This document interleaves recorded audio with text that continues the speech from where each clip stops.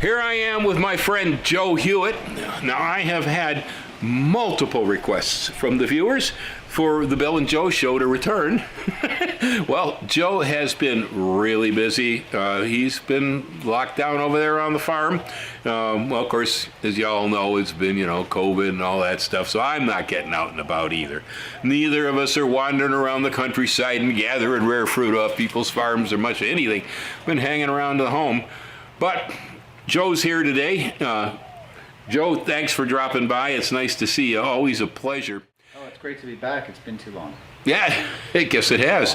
And so what I'd like to do here today is you have been really busy with this project over there in Hilo that you're doing that I'm still wondering what this Fruit Tree Disneyland is that you got going there, but you've been really busy with it, I know. And so you want to tell the viewers a little bit about what you got going on, because, man, they're all asking me, and I don't know. Well, we're going as fast as we can, trying to get trees in the ground and get our all of our support plants going and not get so far ahead of ourselves that the maintenance becomes a burden that we can't handle.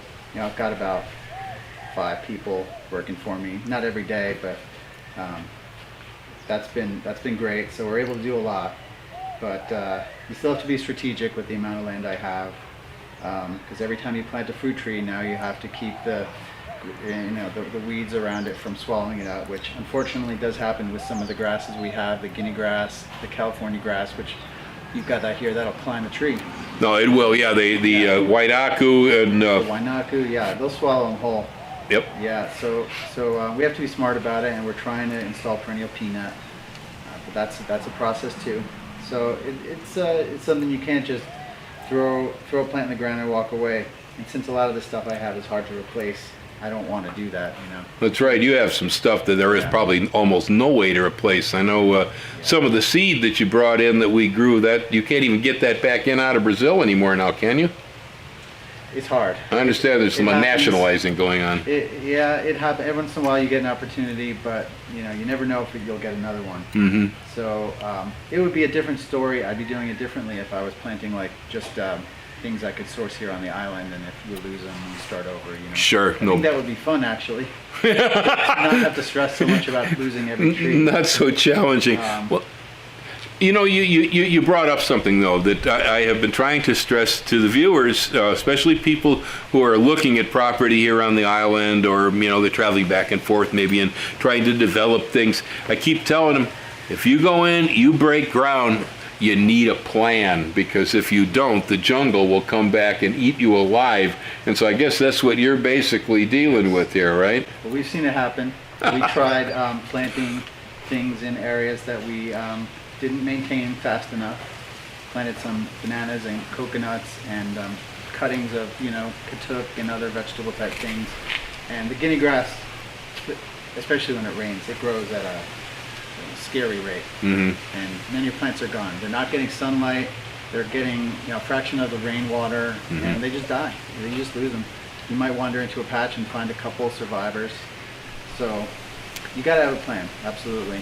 Well, having been a guy who grew a lot of stuff in California, you're familiar with conditions, say, around the Bay Area, where when you open up something and start a project in there, that you have a certain amount of leeway in California because the rainfall's seasonal. Yeah, seasonal, exactly.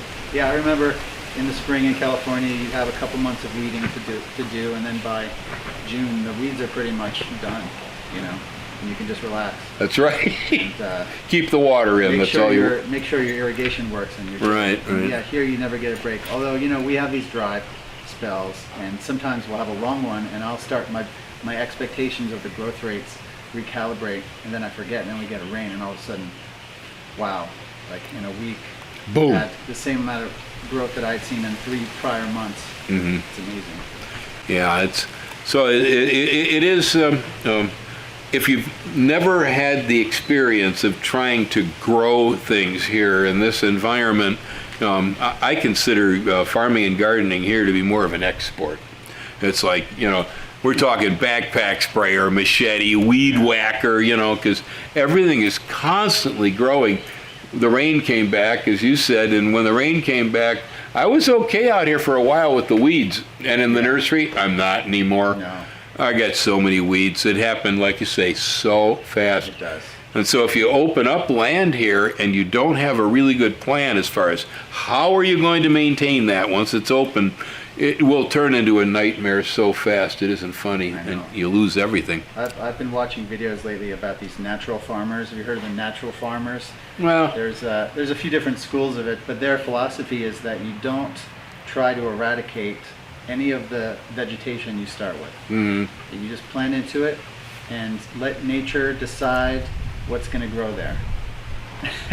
Yeah. And I've seen it work in some places, but because they just happen to have plants that don't outcompete the fruit trees, but our grasses will outcompete the fruit trees. Yeah, the Miley and the Wainaku and California grass, we just bury stuff alive. Yeah. You just lose it.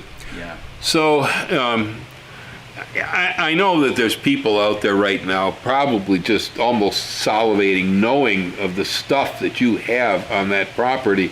Well, give us just some rough general idea of what are you planting over there about how much. You told me how many durian trees you had, for instance. How many varieties? Of durian, maybe about 40, something like that. Plenty 40. when you can't remember. Yeah, I forget the exact number. I know I planted about 70 durian trees, and some of them are seedlings of some of the wild species. Some of them are grafted, some of the really good quality ones. And they're humming along. They're slow. They're one of the slower trees we grow. And I've got quite a lot of different Artocarpus trees. Mm-hmm.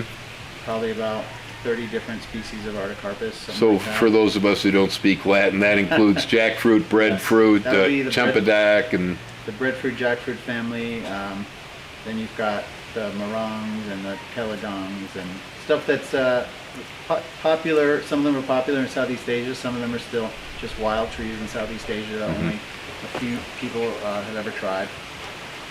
And tons of Jaboticabas. That's probably my favorite thing to grow. I like it love too. Jaboticabas. Not just, if I had to rate my favorite fruits, I don't even know if Jaboticaba would crack the top 10 as far as fruits to eat.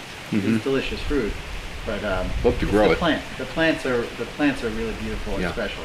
Yeah. So I'm lured on those. Well, they're nice to eat too. It's very refreshing, Yes. fruit, and it's a great one walking along through the field and Yes. just popping them in.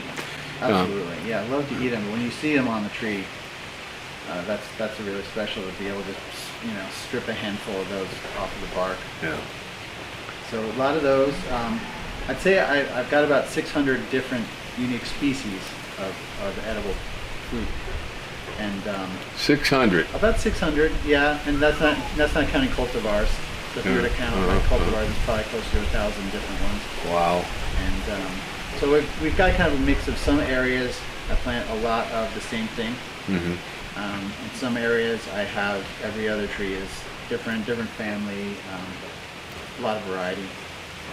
Mm-hmm. So the areas with a lot of variety tend to have more of like winding, meandering paths and a lot of things interplanted, and the sort of monocrop fields.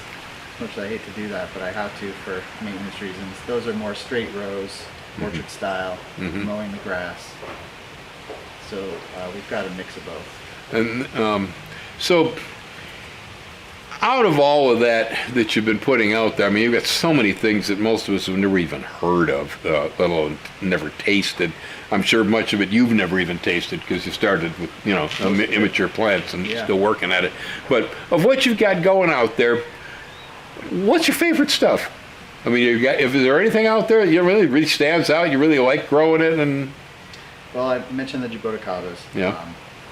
I'm really excited about Poulasson. I planted 70 Poulasson trees, all seedlings. That's probably my favorite fruit. I like it too. I love Poulasson. So I can't get in the fruit yet. they like to be hot and wet. Wet we got, hot not. Yeah. I'm in a good spot for Poulasson. It's hot enough and wet enough, so got a lot of those. I'm getting increasingly fond of non-edible plants. It's funny. I just like plants in general. And you know what the funny thing that happens when you grow fruit trees, especially from seed, you don't really have a fruit tree for 5-10 years. You just have a plant. Right. You're just caring for a plant that doesn't feed you, and after a few years of that, you start to forget maybe that you're trying to grow food. It's a fruit. It's a fruit, and so you just kind of fall in love with plants, and then it makes it easier to be interested by a plant that's never going to feed you, like the gingers. There's all kinds of wonderful gingers out there that I like to grow, aroids, stuff like that. Well, see, now this is a good point there, because I meet a lot of people, and when I'm talking to them, and they go in the nursery, and I say, well, I got fruit trees here and so on, but I got a lot of ornamentals. Oh no, we don't want flowers. No, we grow food. Okay, yeah. And I do remember a day when that was me too. Mm-hmm. Okay, I remember that day. But when I was living back in the Midwest at one point, I decided that since wildflowers are such rangy critters that can grow on roadsides and stuff, they must be able to fix scarce nutrients in soil. And so I started using wildflower mixes as my cover crops on the farm. And, well, of course, we get Shirley poppies and Iceland poppies and, sunflowers and baby's bread, you name it, all kind of different stuff that would come out of that. Well, after a couple of years, I'd till it all under, and I found that just growing those cover crops, wildflowers, usually gave me enough nutrients to be able to grow a crop of peppers or tomatoes without fertilizing. Yeah. See? Well, what had happened, though, was after I put the tomatoes in, the wildflower seeds had started popping up between them, see? Yeah. Well, I wouldn't bother. I'd leave them be and just let the stuff grow. People come by the garden, and they'd be walking around and go, Bill, you got flowers growing in amongst your vegetables. Why do you do that? I said, because it's beautiful and it attracts pollinators. Yeah. Now, that's a complete lie, because they just came up on their own, but I took credit for it, right?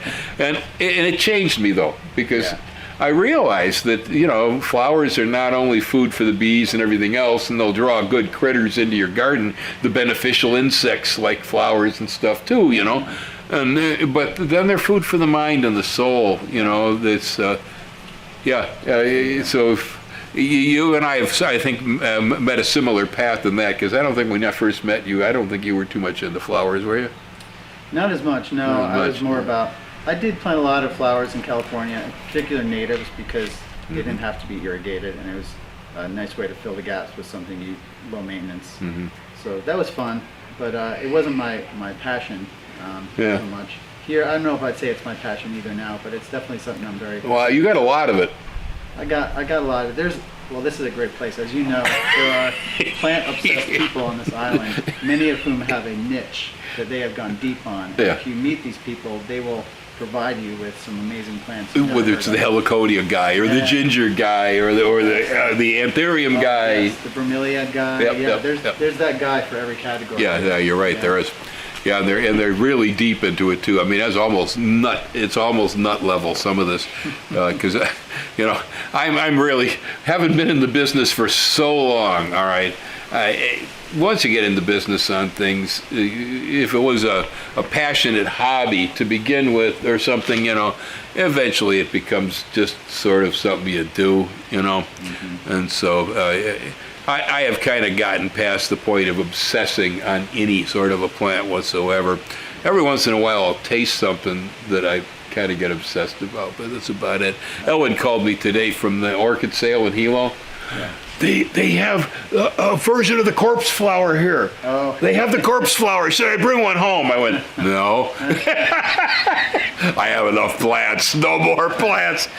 Someone gave me one of those Amorphophallus titanium, the corpse flower. Yeah. It's going to be a while before it puts on a show, but it's a cool plant. Yeah.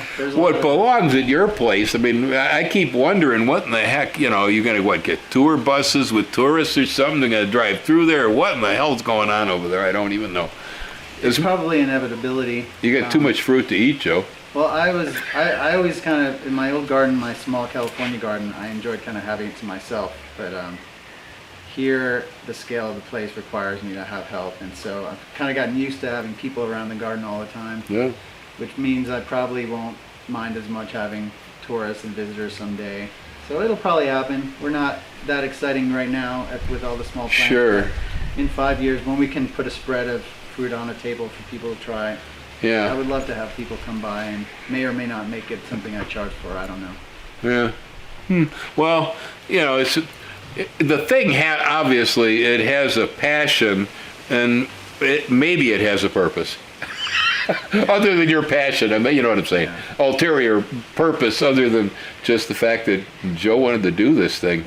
Well, Obviously wanted to do this I thing. mean, it's first and foremost because it makes me happy, but there are lovely benefits, side effects that I'd love to also inspire people and entertain people. And I love seeing more people do what you do here with the land. This land is pretty magical, and it's sad to see a lot of it just left abandoned or built out with condominiums. And you know, I love seeing people just buy an acre of land and fill it with as much beautiful plant life and feed themselves and not go to the store as much.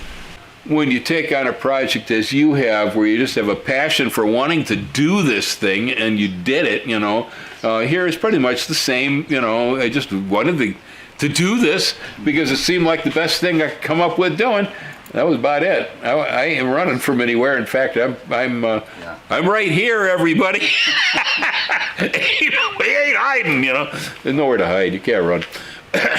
Gardens like this promote that feeling of abundance. Yeah. And a lot of people come here with a mindset of scarcity, I think, and they're worried about just cobbling together enough to get by and not feel threatened by whatever boogeyman is happening on the mainland. Yep.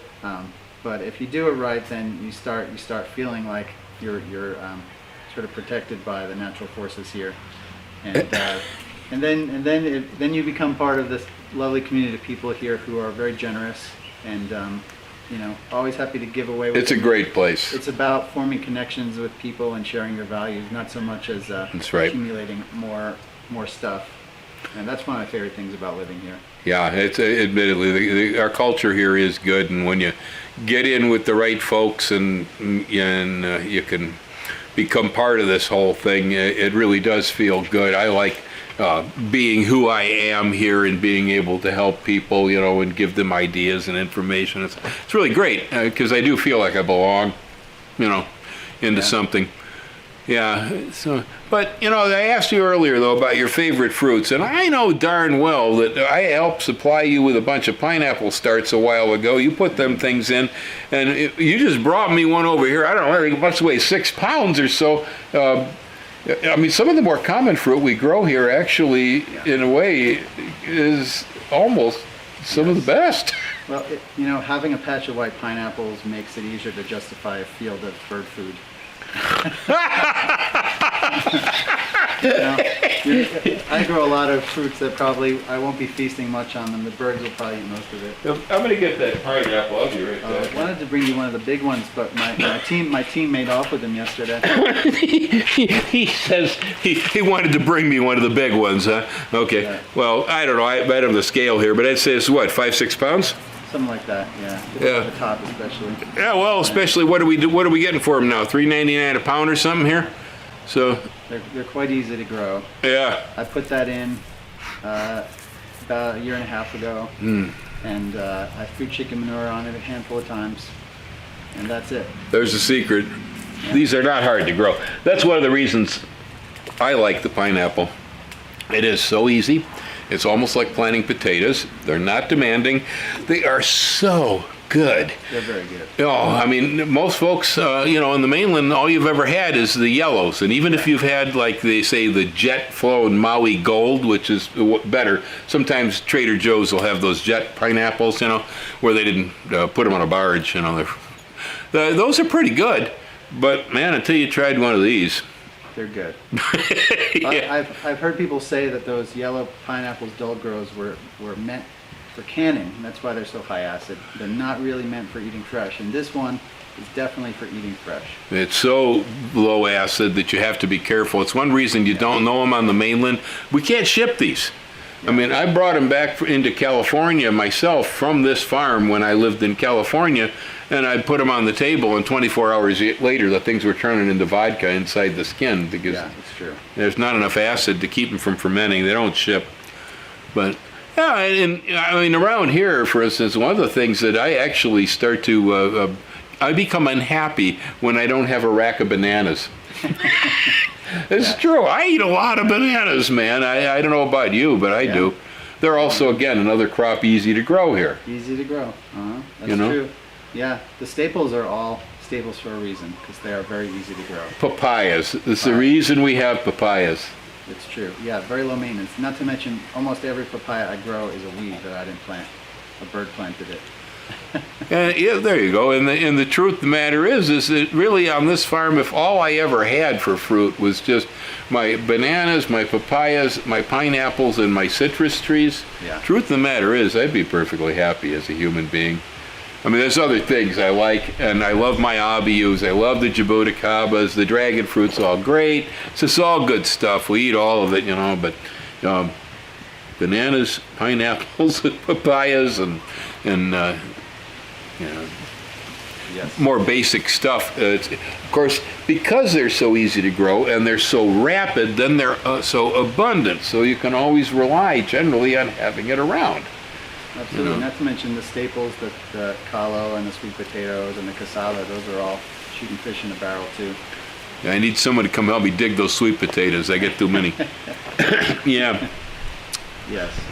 So yeah, I'm having a lot of fun growing that sort of stuff to actually get some food out of the ground while I wait 5-10 years for the durians and the narangs and the jaboticabas to start feeding us.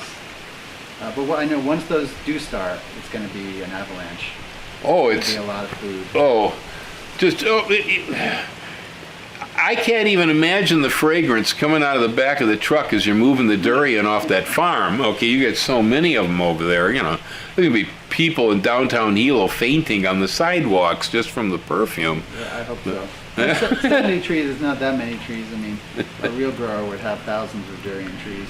A real grower. We're just trying to grow variety, and I think I planted no more than 2 of the same variety of Well, durian. if you don't have anything else going on over there, Joe, I think you probably have one of the most impressive genetic collections I've seen on the island. It has definitely got to be one of the best genetic cornucopias. A lot of that stuff's gonna probably go on the reject pile. I admit that. Sure. I like to grow and experiment, and I do the hard work so other people don't have to, and then I can tell them in 10 years, this is the one you should plant. Forget about that one, and I'm willing to invest the time and maintenance on that. Well, see, now listen to that, folks. Hopefully he'll get done planting this project and he'll fire his YouTube channel up again, because I just turned 70 years old, okay? And I don't know how much longer I'm going to be around. You're going to have a guy here who can help you out. Get that channel back up, Joe. They're going to need it one of these days. Yeah, I'm not trying to be like an evangelist and tell everyone everything's great and trying to make money off some of these things. Fortunately, there are people like that in the rare fruit world. They write up these fantastic descriptions of really terrible fruits. But we'll give you the straight talk when it's time. I can't wait to do some more tasting videos. I do have things producing, which I could have made videos on. You're busy. Getting rusty on the video making. And you're not doing the video thing, yeah. I mean, what else have I got to do around here? I don't even have any chickens, so I do videos. Every time I get a loose idea, something happens, I just put it on the camera. I enjoy it. I guess I'm here because I do get some money from YouTube for this, so it's worth an income to me. But mostly it's the social. Yeah, it's a social thing. It's a connection, because I'm connected socially to people across the entire planet because of this channel. I'm somewhat active on Facebook, but I've met so many people who've come to me because they saw me on this channel. Way more people than through Facebook, and so it's been cool. Actually, one guy who works for me now moved here from Nevada. Christoph, you met him. Yeah. He came here, and he saw me on this channel. Yeah. And found me, and now he works for me part time. So it's been really cool being on your channel. A lot of great viewers out there. Well, we'll see where it's headed. It's going somewhere for sure, and fast, because it's really just amazing. Before I close, Joe, how many acres are you working with there now? I'd say we have planted out about 25. Whoa. Which is almost half of the land that I have. Wow. That's a lot of fruit trees. It's a lot. There's about 2,000 fruit trees. Some of them are going to be huge, so they're not a lot of trees, a large amount of acreage. Yeah, well, it's done really well. I'll tell you, I'm impressed. His perennial peanut and plantings over there are far cleaner than anything I've got around here. And I only have 2 acres. But you do have some helpers, I have some wonderful helpers. Yeah, I do most of this myself. And I get lazy and tired. Anyway, so thanks, Joe. It's been great. I'm glad you stopped by. I haven't seen you for a while. Y'all, I hope you enjoyed it. We'll do it again. Hang loose, aloha, and have a good rest of the summer in the garden.